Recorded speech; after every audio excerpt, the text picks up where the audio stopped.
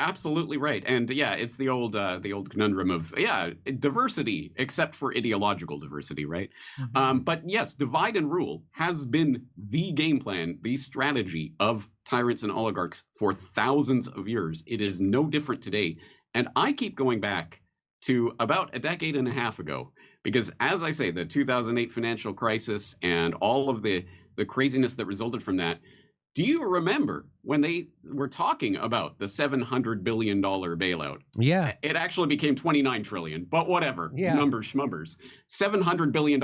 And people marched en masse against that. They were flooding congressmen and senators with phone calls and saying, no, hell no, we won't go along with this. Absolutely not. People were incensed. It brought people together.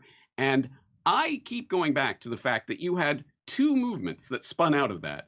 One on the right called the Tea Party and one on the left called Occupy.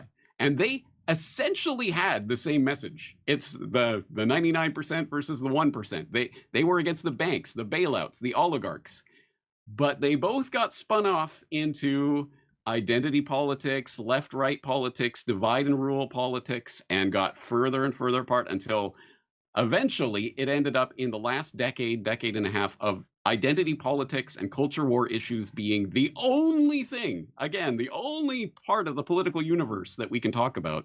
And divide and rule, my God, has it ever worked as beautifully as it has in the past decade and a half? It's crazy. And I think that was a deliberate strategy that was implemented, because I think the one thing they truly fear is, oh my God, they're mad at us. They're mad at the bankers and the financiers. We better do something about this. And boy, did they.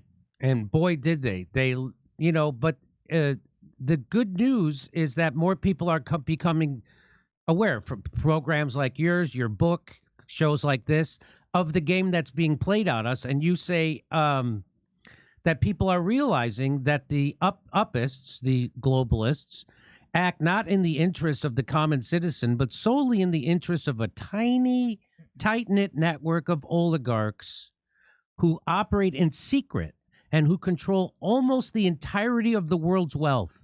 With this awareness comes the freeing realization that key cogs in the upist machinery of control can be removed from the system, so that at a certain critical point, the machinery itself will cease to function. So, that gives me hope.